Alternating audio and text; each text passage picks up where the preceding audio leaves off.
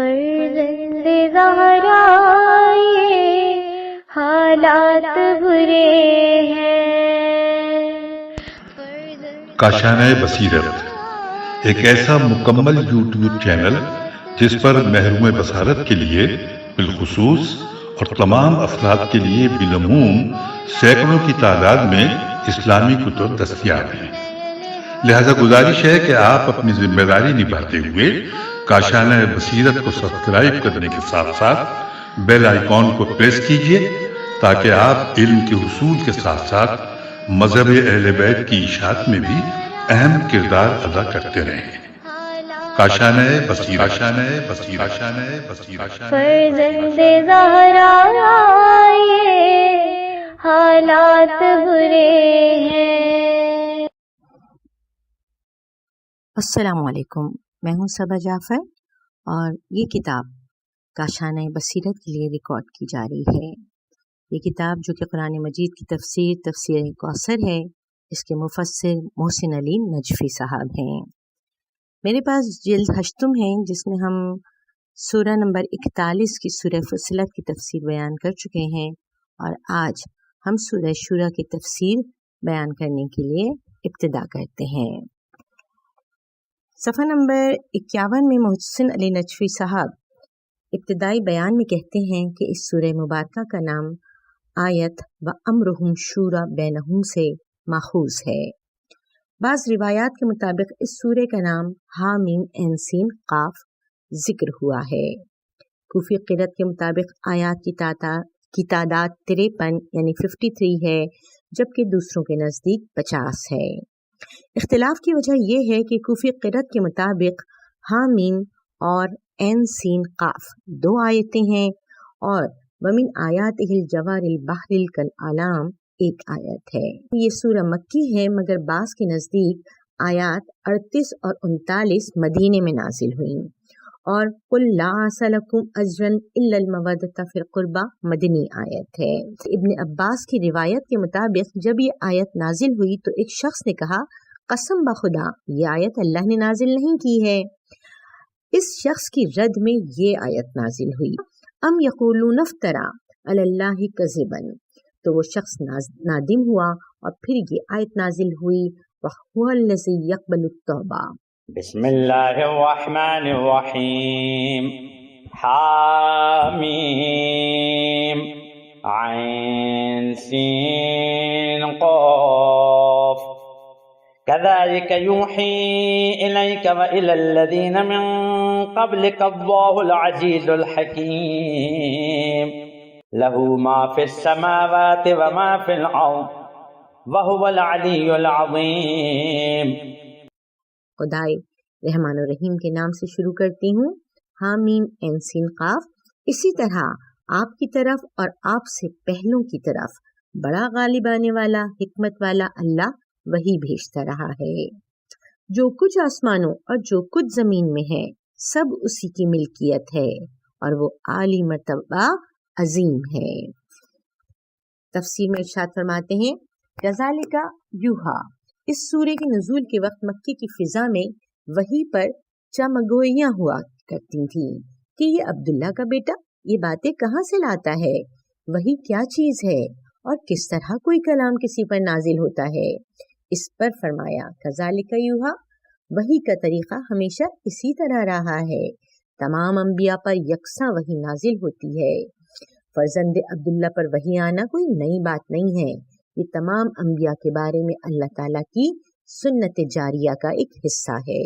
العزیز الحکیم، اللہ اپنی بات وحی کے ذریعے کسی عبد کے سینے میں اتارنے پر قدرت رکھتا ہے، اور کس عبد کے سینے پر، کس زمانے میں اور کس قوم کی طرف یہ وحی ہونی چاہیے، اس حکمت سے بھی وہ اچھی طرح واقف ہے۔ لہو ما فی السماوات، آسمانوں اور زمین کی موجودات اللہ کے قبضہ ملکیت میں ہیں، اپنی ملکیت میں کسی قسم کا تصرف اس کے لیے مسئلہ نہیں ہے۔ وَهُوَ الْعَلِيُّ الْعَظِيمُ، وہ بلندی اور عظمت کے اس مقام پر ہے کہ یہ سوال نہیں آتا کہ وہ کوئی کام کس طرح کرتا ہے۔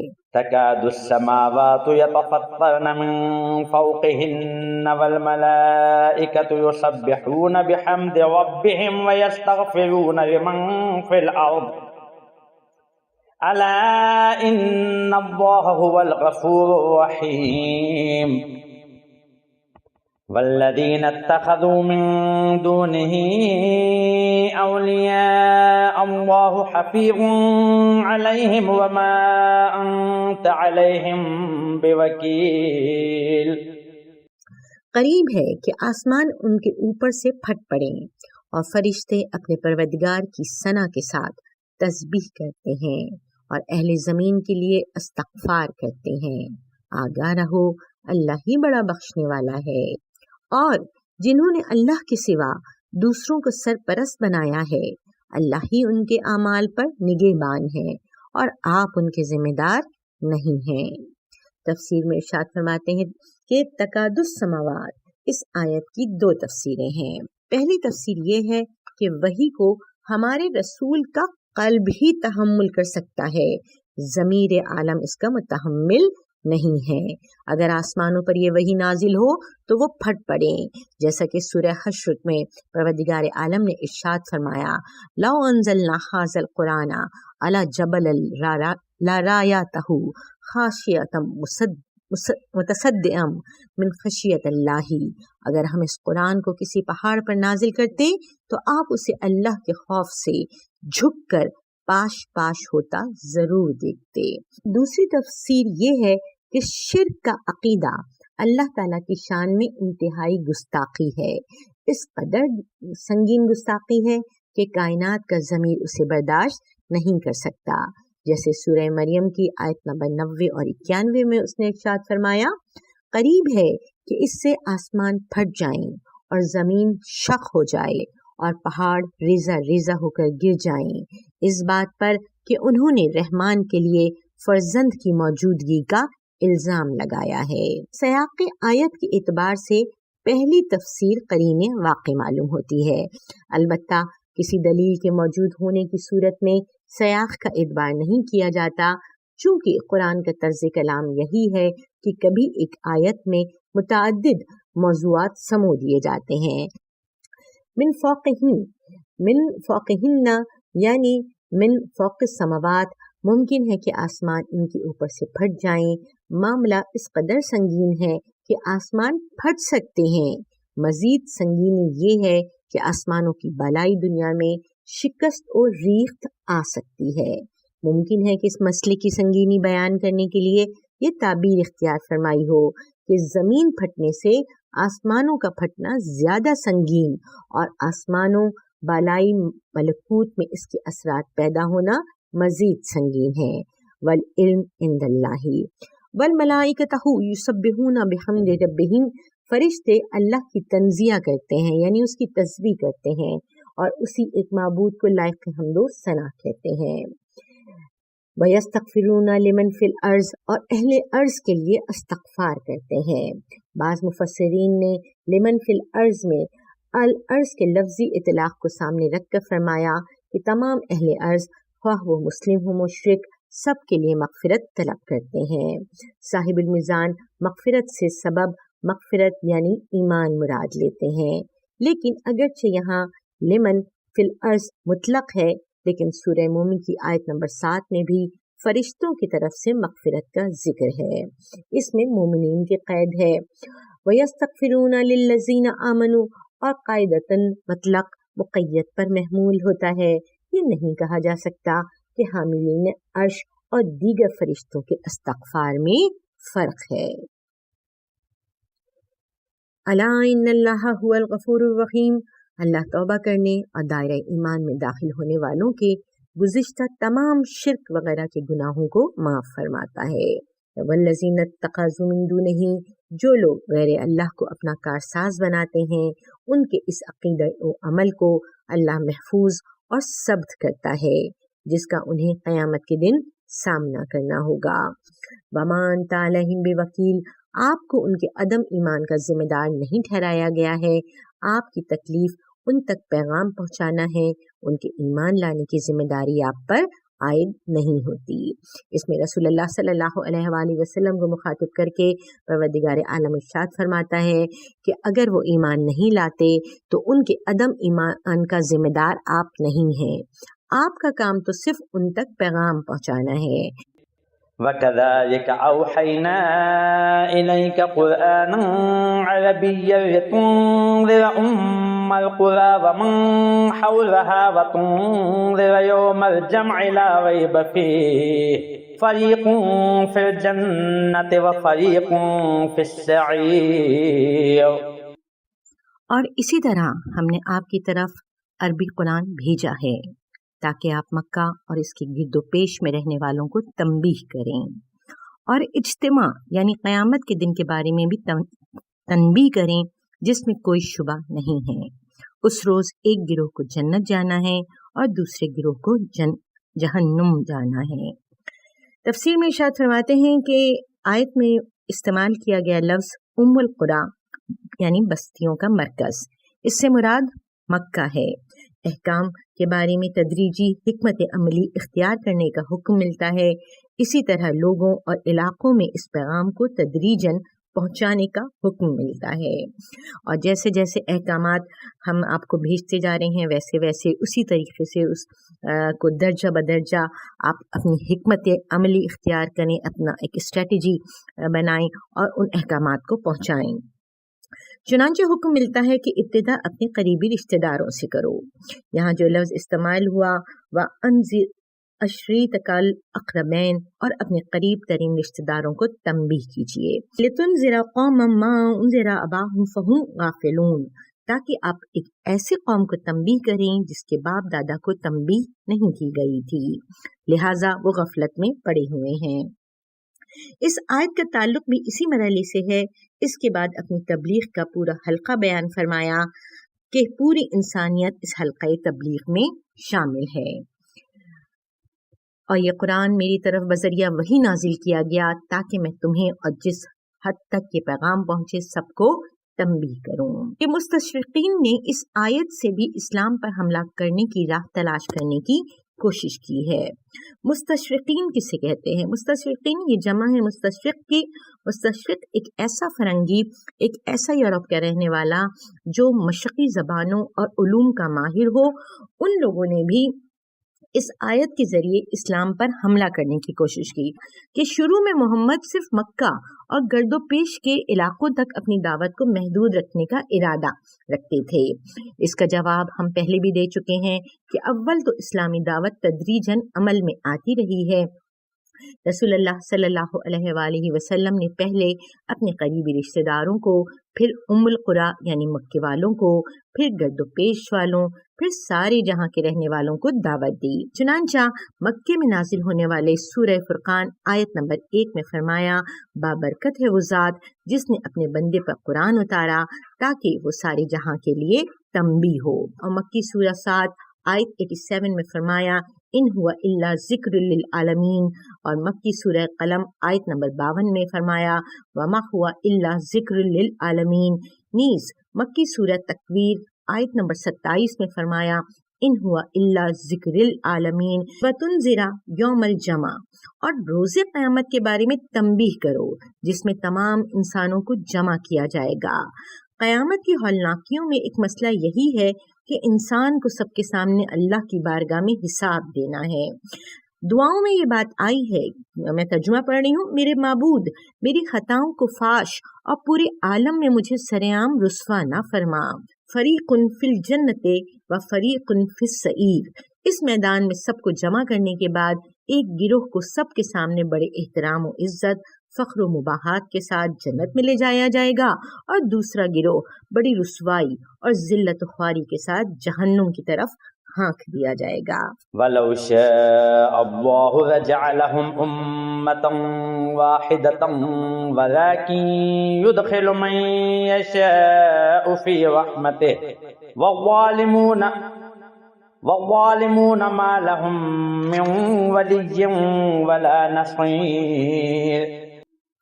اور اگر اللہ چاہتا تو ان سب کو ایک ہی امت بنا دیتا، لیکن وہ جسے چاہتا ہے اپنی رحمت میں داخل کرتا ہے، اور ظالموں کے لیے نہ کوئی سرپرست ہے اور نہ مددگار۔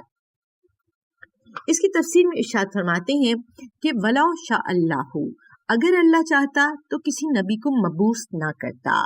اس صورت میں سب لوگ کافر رہتے اور ایک ہی امت ہوتی، لیکن اللہ نے ایسا نہ چاہا، پیغمبروں کو مبعوث فرمایا، نتیجتاً لوگ کفر و ایمان میں بڑھ گئے۔ دوسری تفسیر یہ ہے کہ اگر اللہ چاہتا تو سب ایمان لے آتے، وَلَوْ شَاءَ لَهَدَاكُمْ أَجْمَعِينَ، اور اگر وہ چاہتا تو تم سب کو ہدایت کرتا اور لوگ ایمان پر امت واحدہ بن جاتے، مگر اللہ نے ایسا نہ چاہا، کیونکہ سب کو ایمان پر متحد کرنے کے لیے جبر استعمال کرنا پڑتا۔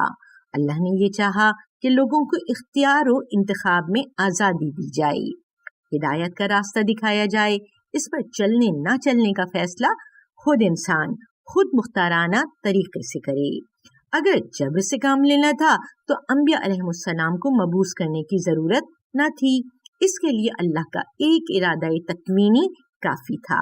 اگر اس کے لیے اللہ کا ایک ارادہ تکوینی کافی تھا جس سے سب انسان جو ہے وہ قہرن مومن بن جاتے، اور اگر اللہ چاہتا تو زبردستی سب کو قہرن جو ہے وہ مومن بنا دیتا۔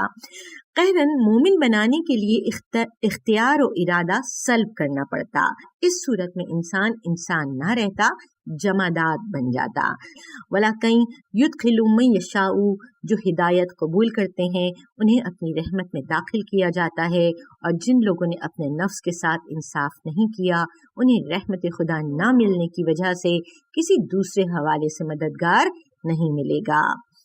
صدر اور ذیل آیت کی ابتدا اور انتہا میں ربط کے اعتبار سے دوسری تفسیر زیادہ قرین سیاق ہے، تاہم پہلی تفسیر کو قطعی طور پر رد نہیں کیا جا سکتا۔ ام اتخذوا من دونه اولیاء فاللہ هو الولیہ وهو یحیی الموت وهو على كل شیء قدیر وما اختلفتم فیہ من شیء فحکمہ الی اللہ ذالکم اللہ ربی علیہ توکلت والیہ انیب۔ کیا انہوں نے اللہ کے علاوہ سرپرست بنا لیے ہیں؟ پس سرپرست تو صرف اللہ ہے، اور وہی مردوں کو زندہ کرتا ہے، اور وہی ہر چیز پر قادر ہے۔ اور تم جس بات میں اختلاف کرتے ہو اس کا فیصلہ اللہ کی طرف سے ہوگا، وہی میرا پروردگار ہے، اسی پر میں نے بھروسہ کیا اور اسی کی طرف رجوع کرتا ہوں۔ تفسیر میں ارشاد فرماتے ہیں ام اتخذوا من دونہ اولیاء، انکار اور تعجب کے طور پر فرمایا کیا ان لوگوں نے غیر اللہ کی ولایت کو قبول کر رکھا ہے؟ ان کی زندگی پر کسی غیر اللہ کا تصرف ہے کہ وہ غیر اللہ ان کی قسمت اور نصیب بناتا ہے۔ فاللہ هو الولی، سارے جہاں کی ولایت اللہ کے ہاتھ میں ہے، اللہ ہی کل کائنات کا حقیقی مالک ہے۔ وہوا یحیی الموتى، ولایت اس ذات کے ہاتھ میں ہے جو موت و حیات کا مالک ہے۔ وہوا علی کل شیء قدیر، جو ذات ہر چیز پر قدرت رکھتی ہے وہ تمہاری قسمت بنا سکتی ہے۔ وما اختلفتم فیہ من شیء، اختلاف کی صورت میں حق و باطل کی تمیز اور فیصلے کا حق صرف اللہ کو حاصل ہے۔ فیصلہ قانون کے تحت ہوتا ہے، قانون سازی کا حق بھی صرف اللہ تعالیٰ کو حاصل ہے۔ ان الحکم الی اللہ علیہ توکلت، حکم صرف اللہ ہی کا چلتا ہے، اسی پر میں نے بھروسہ کیا۔ اگر فیصلہ تکوینی ہے تو بھی خود مشرکین کے نزدیک بھی تکوینی و تخلیقی فیصلہ اللہ کے ہاتھ میں ہے۔ اگر آخرت کا فیصلہ ہے تو بھی آخرت میں فیصلے کی بالادستی صرف اللہ کے ہاتھ میں ہے۔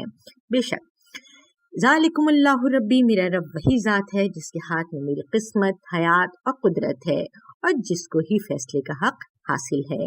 توکلت و الیہ انیب، اس ذات کی ربوبیت کی دعوت کے سلسلے میں پیش آنے والی مشکلات کا مقابلہ کرنے کے لیے میں اسی رب پر توکل کرتا ہوں اور مدد کے لیے اسی کی طرف رجوع کرتا ہوں۔ فاطر السماوات والارض جعل لكم من انفسكم ازواجا ومن الانعام ازواجا يذرأكم فيه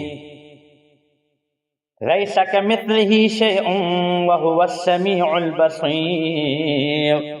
وہی آسمانوں اور زمین کا پیدا کرنے والا ہے، اسی نے خود تمہاری جنس سے تمہارے لیے ازواج بنائے اور چوپایوں کی بھی جوڑے بنائے، اس طرح سے وہ تمہاری افزائش کرتا ہے، اس جیسی کوئی چیز نہیں ہے، اور وہ خوب سننے والا اور دیکھنے والا ہے۔ تفسیر میں ارشاد فرماتے ہیں، فاطر السماوات والارض، اللہ کی ربوبیت اور مدبریت پر ایک بار پھر استدلال ہے کہ تمہارا رب وہی ہے جو آسمانوں اور زمین کا موجد ہے۔ مشرکین بھی اللہ کے خالق و موجد ہونے کا اعتراف کرتے تھے۔ خالقیت سے ربوبیت اور مدبریت پر استدلال ہے، چونکہ خالقیت اور مدبریت ناقابل تفریق ہیں۔ جعل لکم من انفسکم ازواجا، تمہارے لیے خود تمہاری جنس بشر سے زوج پیدا کرنے سے تو زندگی کا قافلہ رواں دواں ہے۔ یہ تدبیری تخلیق کس کا کارنامہ ہے؟ وَمِنَ الْأَنْعَامِ أَزْوَاجًا، چوپاؤں میں جوڑے بنا کر تمہارے لیے مسخر حیوانات کی نسلی افزائش کی تدبیری تخلیق کس کا عمل ہے؟ اور خود صرف انسانوں میں نہیں، اللہ نے جانوروں میں بھی، چوپاؤں میں بھی، ان سب میں جوڑے بنائے تاکہ ہم ان حیوانات کو مسخر کر سکیں، ان سے اپنے لیے فائدہ اٹھا سکیں ہمیشہ۔ یزرعوکم فیہ، اس تزویج میں تمہاری افزائش کرنے والا ہی تمہارا رب ہے۔ فیہ کی ضمیر تزویج کی طرف ہے، جو ازواجن کی تعبیر میں ضمناً مذکور ہے۔ لیسا کمثلہ شیء، اللہ کی کوئی مثل نہیں ہے، اللہ اپنی مخلوقات میں سے کسی چیز کے ساتھ مماثلت نہیں رکھتا، نہ اس کا وجود باقی موجودات کے وجود کی طرح ہے، نہ اس کی حیات باقی زندہ موجودات کی حیات کی طرح ہے، نہ اس کی قدرت باقی قدرت کی طرح ہے۔ قل اللہ خالق کل شیء، کہہ دیجئے کہ ہر چیز کا خالق صرف اللہ ہے، لہٰذا وہ اپنی مخلوق کی مثل نہیں ہو سکتا۔ علی بن مزیار کہتے ہیں کہ میں نے حضرت امام رضا کو لکھا کہ میں ایسے شخص کے پیچھے نماز پڑھتا ہوں جو اللہ کے جسم ہونے کا قائل رکھتا ہے، تو جواب میں انہوں نے لکھا کہ اس کے پیچھے نماز نہ پڑھو، انہیں زکوٰۃ نہ دو، ان سے بیزاری اختیار کرو، اللہ ان سے بیزار ہے۔ جمال الدین قاسمی اپنی تفسیر محاسن التاویل میں لکھتے ہیں، ذہبی نے کہا ہے کہ متکلمین میں سے متأخرین نے کہا ہے کہ اللہ تعالیٰ نہ آسمانوں میں ہے، نہ زمین میں، نہ عرش پر، نہ داخل عالم، نہ خارج عالم، نہ اپنی مخلوق سے جدا ہے اور نہ ہی متصل، کیونکہ یہ سب تو جسم کے اوصاف ہیں، اللہ تعالیٰ جسم سے منزہ ہے۔ قاسمی کہتے ہیں کہ ان کے جواب میں اہل سنہ والعصر اہل حدیث یہ کہتے ہیں کہ ہم اس بات میں نہیں پڑھتے، ہم وہی بات کرتے ہیں جو نصوص میں ہے۔ آپ لوگوں کی باتیں ایک معدوم کے اوصاف ہو سکتی ہیں۔ اس مکتب فکر کا عقیدہ ہے کہ جو صفات قرآن و سنت میں وارد ہوئی ہیں ہم انہیں حقیقی معنی میں لیتے ہیں، جیسے اللہ کے لیے ہاتھ چہرہ ہے، لیکن کیفیت کی نفی کرتے اور کہتے ہیں اللہ کا ہاتھ ہے، کیفیت معلوم نہیں کہ وہ کس قسم کا ہاتھ ہے، اللہ کا چہرہ ہے، کیفیت معلوم نہیں، اللہ عرش پر ہے، کیفیت معلوم نہیں۔ وہ صفات سلبیہ کو معدوم کے اوصاف قرار دیتے ہیں، حتیٰ کہ ان میں سے بعض نے یہ تشبیہ دی ہے کہ اگر کوئی کہے ہمارے گھر میں کھجور کا درخت ہے، کہا کیا اس کی ٹہنی ہے؟ کہا نہیں ہے۔ کیا اس پر پھل ہے؟ کہا نہیں ہے۔ کیا اس کا تنا ہے؟ کہا نہیں ہے۔ پھر کہو تمہارے گھر میں کھجور کا کوئی درخت نہیں۔ اس طرح ہے کہ وہ لوگ جو کہتے ہیں نہ اللہ کسی زمان میں نہ کسی مکان میں ہے وغیرہ۔ پھر معطلہ کا بھی ذکر آتا ہے جو اللہ کے سمیع و بصیر ہونے کے بھی منکر ہیں، جبکہ یہ لوگ بھی کیفیت کی نفی کرتے ہیں۔ جو بات اس نفی کے لیے لازم آتی ہے وہی دوسرے نظریات پر لازم آتی ہے۔ یہی سوال اس مکتب کے نظریے پر بھی آتا ہے کہ آپ کہتے ہیں اللہ کا چہرہ ہے، کیفیت معلوم نہیں۔ کہا جائے کیا اس چہرے کی ناک ہے؟ کہا معلوم نہیں۔ کیا اس چہرے پر 2 آنکھیں ہیں؟ کہا معلوم نہیں۔ کیا اس چہرے پر گوشت، کھال، رگیں، اعصاب ہیں؟ کہا معلوم نہیں۔ پھر کہو اس چہرے کے وجود کا علم نہیں ہے۔ وہ کہتے ہیں تم اس چہرے کو انسانی چہرہ جیسا سمجھ لیتے ہو، پھر اس کی نفی کرتے ہو، جبکہ ہم انسانی چہرہ نہیں بلکہ کہتے ہیں چہرہ ہے، لیکن دوسرے چہروں کی طرح نہیں ہے۔ امامیہ اپنا عقیدہ اپنے امام مولا متقیان حضرت علی علیہ السلام سے اخذ کرتے ہیں، جو ایک روایت میں فرماتے ہیں وہ ہے، ہوا نہیں، موجود ہے مگر عدم سے وجود میں نہیں آیا، وہ ہر شے کے ساتھ ہے، نہ جسمانی اتصال کی طرح، وہ ہر چیز سے علیحدہ ہے، نہ جسمانی دوری کے طور پر۔ دوسری جگہ آپ نے فرمایا، جس نے یہ کہا وہ کس چیز پر ہے، اس نے اور جگہ سے خالی سمجھ لی۔ له مقاليد السماوات والأرض يبسط الرزق لمن يشاء ويقدر إنه بكل شيء عليم۔ آسمانوں اور زمین کی کنجیاں اسی کی ملکیت ہیں، وہ جس کے لیے چاہتا ہے رزق میں کشادگی اور تنگی دیتا ہے، وہ یقیناً ہر چیز کا خوب علم رکھنے والا ہے۔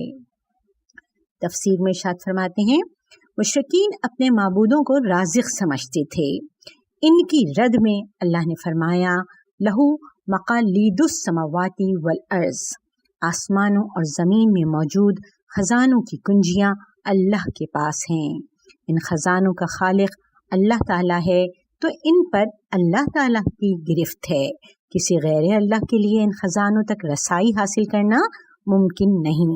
یبسط الرزق کی تفسیر بیان کرتے ہوئے، ان خزانہ ہائی آسمان و زمین سے اللہ ہی رزق فراہم کرتا ہے، آسمان سے پانی برسا کر، زمین کو رویدگی عنایت کر کے، جسے فراوانی کے ساتھ رزق دینا اللہ کی مشیت میں ہو تو اس کے لیے وہ اسباب و وسائل فراہم کر دیتا ہے، جسے رزق کے اعتبار سے تنگی میں رکھنا ہو تو اس سے اسباب و وسائل سلب کر لیتا ہے، مثلا اس میں چابک دستی نہیں ہوتی، سست اور کاہل ہوتا ہے۔ انہو بکل شیء علیم، اس کی تفسیر میں بیان کرتے ہیں کہ اللہ اپنے علم کے مطابق رزق میں فراوانی یا تنگی کرتا ہے کہ کون سا بندہ کس اہلیت کا مالک ہے۔ رزق کی فراوانی جو ہے وہ کبھی برائے امتحان و آزمائش، اور کبھی اسباب عذاب و عقاب، اور کبھی اسباب رحمت ہوتی ہے، اسی طرح تنگی بھی۔ شرع لكم من الدين ما وصى به نوحا والذي أوحينا إليك وما وصينا به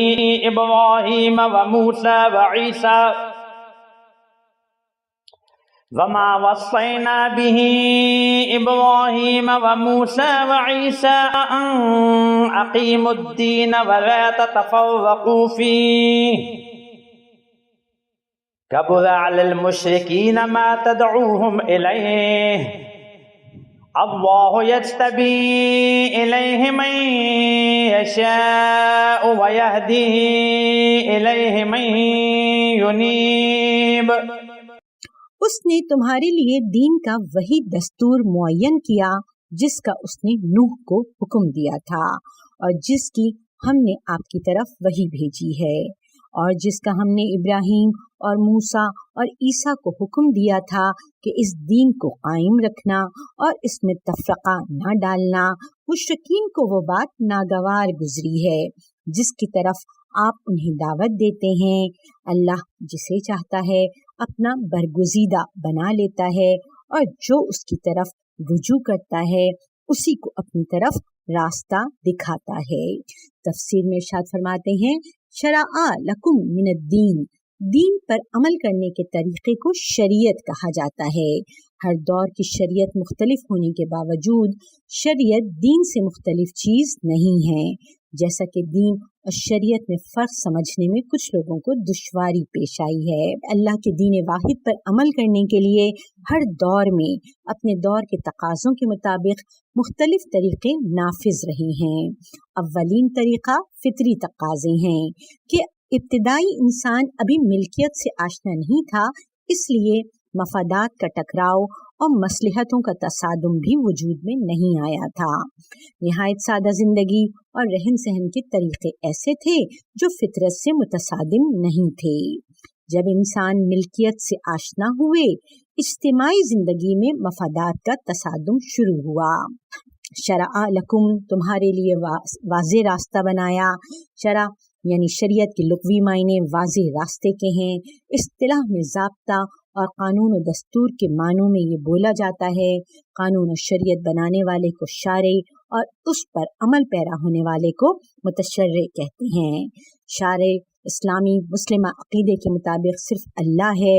شریعت اور قانون بنانا اللہ تعالیٰ کی حاکمیت اعلیٰ ہے، کسی غیر اللہ کو اس میں مداخلت کا حق حاصل نہیں۔ یہی وجہ ہے کہ مذہب شیعہ اثنا عشری کے مطابق کسی قانون اور حکم شرعی کے اثبات کے لیے کہ یہ اللہ کی طرف سے ہے دلیل کی ضرورت ہے۔ دلیل کے بغیر کسی حکم کا اللہ کی طرف نسبت دینا جائز نہیں ہے۔ یہ بھی اس مذہب کے مسلمات میں سے ہے کہ دلیل کے دلیل ہونے کے لیے یقین شرط ہے۔ دوسرے لفظوں میں دلیل صرف یقین ہے۔ جب تک اس کے دلیل ہونے پر یقین نہ ہو وہ دلیل نہیں بنتی۔ لہٰذا پہلے مرحلے میں یقین دلیل ہے، دوسرے مرحلے میں وہ چیز بھی دلیل بن جائے گی جس کے دلیل ہونے پر یقین ہو۔ لہٰذا صریح قرآن اور متواتر احادیث سے یقین حاصل ہوتا ہے، اور یقین بذات خود دلیل ہے، اور عادل اور ثقہ کی روایت بھی دلیل ہے۔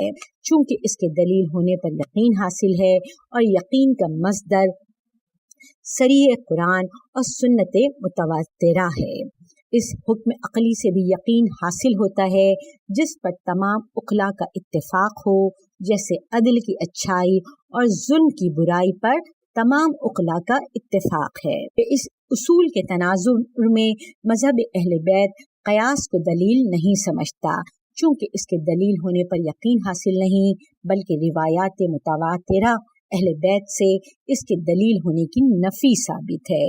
چونکہ یہ اللہ تعالیٰ کی حاکمیت اعلیٰ کا مسئلہ ہے اور تشریع و قانون سازی میں مداخلت شرک ہے، اس لیے مذہب اہل بیت کے مضبوط توحیدی موقف کا یہ لازمہ ہے کہ اللہ تعالیٰ کی حاکمیت اعلیٰ میں مداخلت لازم آنے والی ہر چیز سے احتراز کیا جائے۔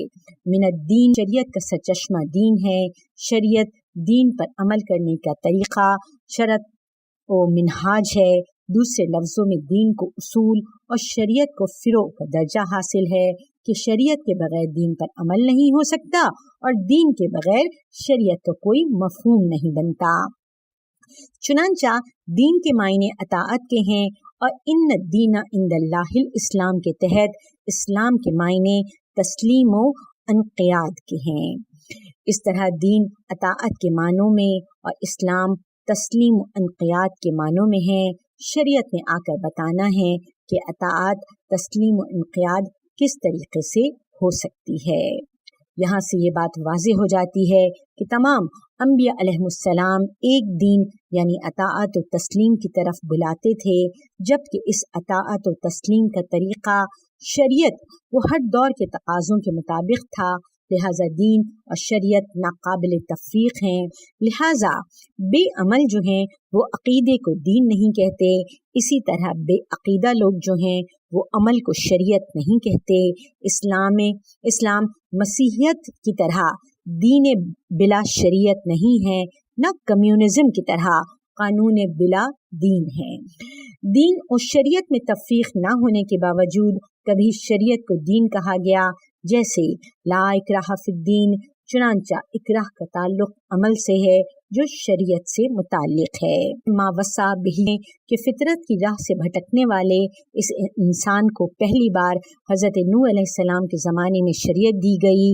حضرت نوح علیہ السلام سے پہلے شریعت نہیں دی گئی تھی، چونکہ دین پر عمل پیرا لوگ اپنے فطری تقاضوں کے مطابق دین پر عمل کرتے تھے، اور حضرت نوح علیہ السلام موجودہ انسانی نسل کے دوسرے ابو البشر ہیں۔ والذی اوحینا الیک، اللہ نے تمہارے لیے دین کا وہی دستور معین کیا جس کا اس نے نوح کو حکم دیا تھا اور جس کی آپ کی طرف وہی بھیجی ہے۔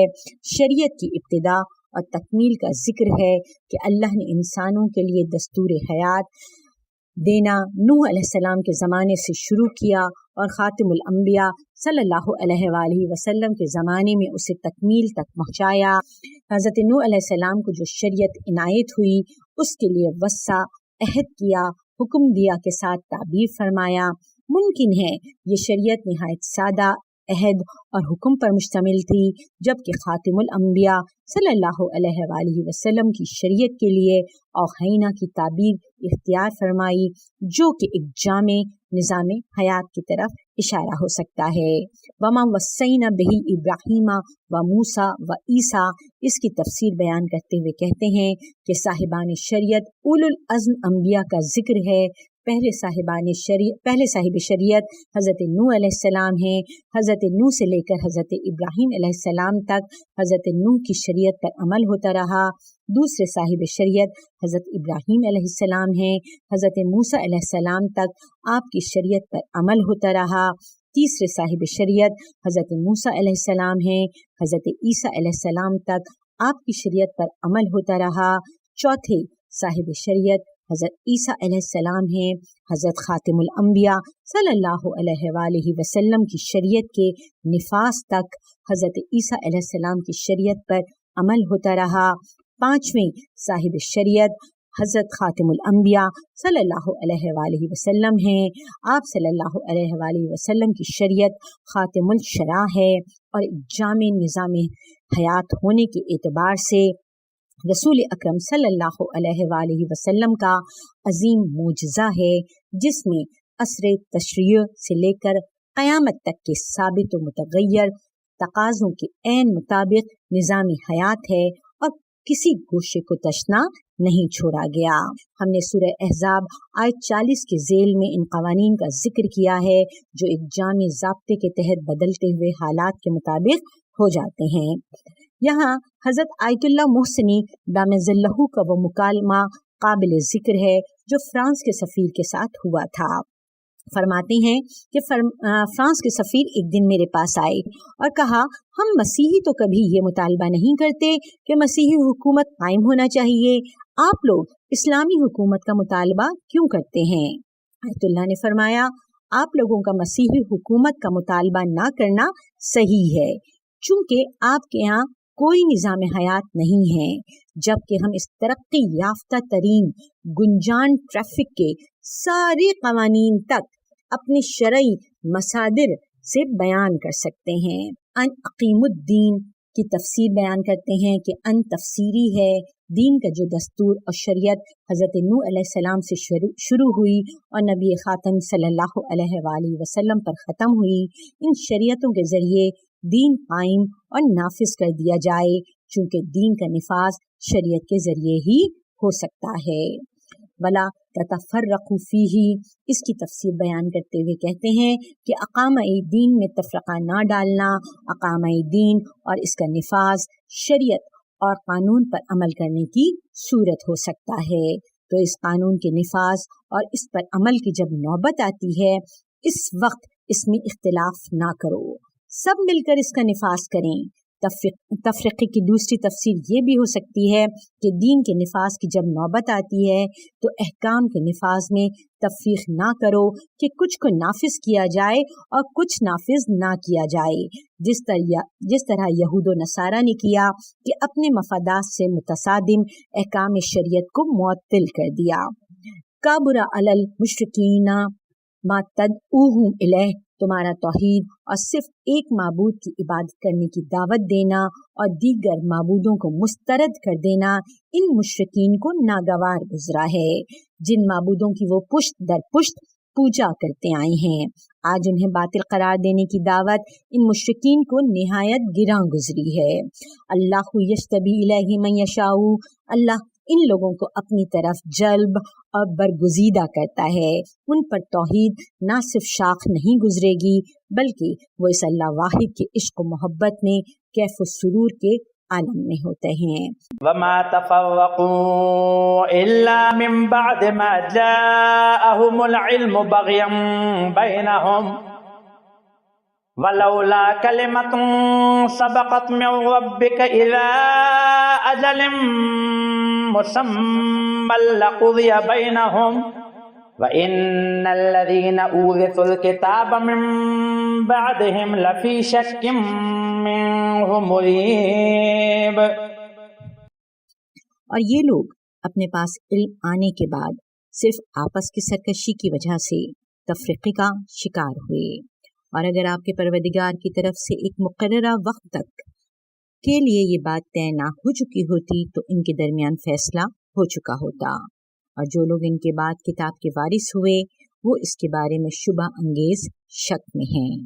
لفظ وما تفرقو کی تفسیر جو شریعت اور دستور حیات ان گزشتہ امتوں کو دیا گیا تھا، ان میں اگر ان لوگوں نے تفرقہ یعنی اختلاف کیا یا تفریق فی العمل بالدین کیا تو یہ تفرقہ یا یہ تفریق اس لیے نہیں تھی کہ انہیں علم نہیں تھا، بلکہ یہ سب کچھ علم کے باوجود کیا۔ ان لوگوں نے کچھ کتاب کو مانا اور کچھ کو نہ مانا۔ بغیم بینہم، اس تفرقہ یا تفریق کی وجہ احکام شریعت سے سرکشی ہے۔ یہ سرکشی جہ طلبی اور مفادات کی وجہ سے تھی، چونکہ بغی طلب کے معنوں میں ہے۔ لولا کلمۃ سبقت، اللہ تعالیٰ کا یہ اٹل فیصلہ نہ ہوتا کہ ظالم اور سرکش کو مہلت دینی ہے اور سرکشی کا مرتکب ہوتے ہی تباہ اور نابود نہیں کرنا، تو لغزی بینہم، ان لوگوں کو بھی تباہ اور نابود کر دیا جاتا۔ وَإِنَّ الَّذِينَ أُورِثُوا الْكِتَابَ، لیکن عصر رسول صلی اللہ علیہ وآلہ وسلم کے اہل کتاب کو اس بات پر ابھی یقین نہیں آیا کہ یہ کتاب اللہ کی طرف سے ہے، وہ اہل کتاب ہوتے ہوئے دینی کتاب پر کما حقا ایمان نہیں رکھتے، یا یہ کہ اصل کتاب ان تک پہنچی ہی نہیں، ایک مسخ شدہ تحریف زدہ مکتوب ان کے پاس ہے۔ فَلِذَلِكَ فَادْعُ وَاسْتَقِمْ كَمَا أُمِرْتَ وَلَا تَتَّبِعْ أَهْوَاءَهُمْ وَقُلْ آمَنْتُ بِمَا أَنزَلَ اللَّهُ مِنْ كِتَابٍ وَأُمِرْتُ لِأَعْدِلَ بَيْنَكُمْ اللَّهُ رَبُّنَا وَرَبُّكُمْ لَنَا أَعْمَالُنَا وَلَكُمْ أَعْمَالُكُمْ لا حجة بيننا وبينكم الله يجمع بيننا وإليه المصير۔ لہٰذا آپ اس کے لیے دعوت دیں اور جیسے آپ کو حکم ملا ہے ثابت قدم رہیں اور ان کی خواہشات کی پیروی نہ کریں، اور کہہ دیجئے اللہ نے جو کتاب نازل کی ہے میں اس پر ایمان لایا اور مجھے حکم ملا ہے کہ میں تمہارے درمیان انصاف کروں۔ اللہ ہمارا رب ہے اور تمہارا بھی رب ہے، ہمارے اعمال ہمارے لیے اور تمہارے اعمال تمہارے لیے ہیں، ہمارے اور تمہارے درمیان کوئی بحث نہیں، اللہ ہی ہمیں ایک جگہ جمع کرے گا اور بازگشت بھی اسی کی طرف پلٹنا ہے۔ فَلِذَلِكَ فَادْعُ وَاسْتَقِمْ، فَلِذَلِكَ جب حالت یہ ہے کہ تمام لوگوں کو شریعت اور دستور حیات دیا گیا مگر لوگوں نے اس میں تفرقہ ڈالا اور علم آنے کے باوجود خواہش پرستی اور جاہ طلبی میں یہ لوگ سرکش ہوتے رہے، اور انبیاء کے بعد آنے والی نسلوں تک یہ شریعت مسخ ہو کر رہ گئی۔ فدو وستقم، آپ اپنی دعوت جاری رکھیں اور لوگوں کو اللہ کی وحدت اور ربوبیت کی طرف بلائیں۔ اسلامی قیادت کے لیے پہلی لازمی چیز استقامت ہے، اور منزل پر یقین ہونے کی صورت میں استقامت آ جاتی ہے۔ وَلَا تَتَّبِعْ أَهْوَاءَهُمْ، اس خواہش میں کہ لوگ اسلامی دعوت کی طرف جذب ہو جائیں کسی قسم کی سودا بازی نہ کریں۔ اسلامی قانون اور شریعت کی طرف دعوت دینے کی راہ میں اس شریعت کی کسی ایک شخص سے ہاتھ اٹھانا درست نہ ہوگا۔ اسی مصلحت پرستی میں آ کر یہود اور نصارہ نے اپنی شریعت کو مسخ کر دیا ہے۔ تمام مصلحتیں اللہ کی دی ہوئی شریعت میں ہیں۔ وَقُلْ آمَنْتُ بِمَا أَنزَلَ اللَّهُ، آپ یہ اعلان کریں میں کسی تفریق کے بغیر اللہ کی طرف سے آنے والی ہر کتاب اور اس میں موجود ہر شریعت کے برحق ہونے پر ایمان رکھتا ہوں۔ وَأُمِرْتُ لِأَعْدِلَ بَيْنَكُمْ، یہ بھی اعلان کیجئے کہ مجھے حکم دیا گیا ہے کہ میں تمہارے درمیان عدل قائم کروں جو اس شریعت کا ستون ہے۔ اللہ ربنا و ربکم، اللہ ہمارا رب ہے اور تمہارا بھی رب ہے، ایک ہی رب کی عباد ہونے میں ہمارے اور تمہارے درمیان کوئی امتیاز نہیں۔ ہم تمہارے نعرہ نحن ابناء اللہ وحباؤ، ہم اللہ کے بیٹے اور اس کے پیارے ہیں، کو قبول نہیں کرتے. لنا اعمالنا ولکم اعمالکم. اس طرح عمل پر مترتب ہونے والے نتائج میں بھی ہم کسی قسم کی تفریق کے قائل نہیں ہیں. گناہ کا ارتکاب کرنے والے یہود، مسیحی اور مسلمان یکساں ہیں. تمہارا یہ نعرہ قبول نہیں کہ یہود گناہ کرے تو عذاب نہ ہوگا، مسیحی گناہ کرے تو مسیحی نے اس کا کفارہ دینا ہے، بلکہ ہر ایک کو اپنے عمل کا جواب دینا ہے.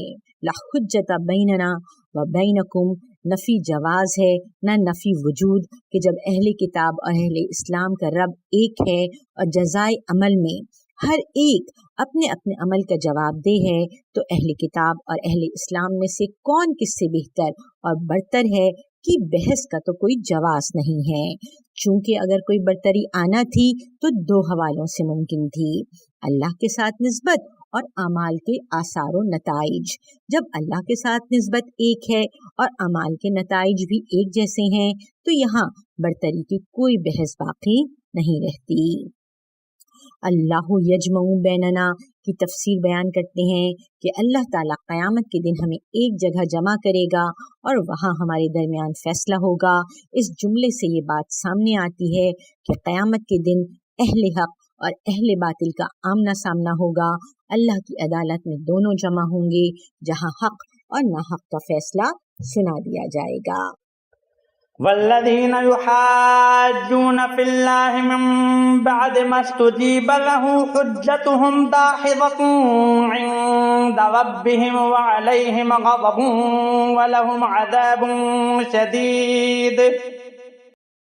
اور جو لوگ اللہ کے بارے میں جھگڑتے ہیں بعد اس کے کہ اسے مان لیا گیا ہے، ان کے پروردگار کے نزدیک ان کی دلیل باطل ہے اور ان پر غضب ہے اور ان کے لیے سخت ترین عذاب ہے. تشریحی کلمات میں کہتے ہیں دہس باطل اور زائل ہونے والی دلیل ہے. تفسیر آیات: والذین یحاجون فی اللہ. جو لوگ اللہ کی وحدانیت اور ربوبیت کے بارے میں کچ بحثی کرتے ہیں، انہیں ایسا کرنے کا حق شاید اس وقت مل جائے کہ اس دعوت میں کوئی معقولیت نہ ہو اور اسے عاقل لوگوں میں کوئی پذیرائی بھی نہ ملی ہو، نہ اس دعوت کو فطرتی تقاضوں کے ساتھ ہم آہنگی حاصل ہو، نہ اس کے برحق ہونے پر کوئی حجت پوری ہوئی ہو. من بعدی مستجیبوا لہو. لیکن اس دعوت کو اہل عقل و خرد میں پذیرائی مل چکی ہو، فطرت سلیمہ نے اسے قبول کیا ہو، اس کے بعد منکرین کی دلیل ناقابل اعتنا اور مردود ہے. وعلیہم غضب. ان کی دلیل مردود ناقابل قبول ہونے کے ساتھ وہ اللہ کے غضب اور عذاب شدید کے بھی سزا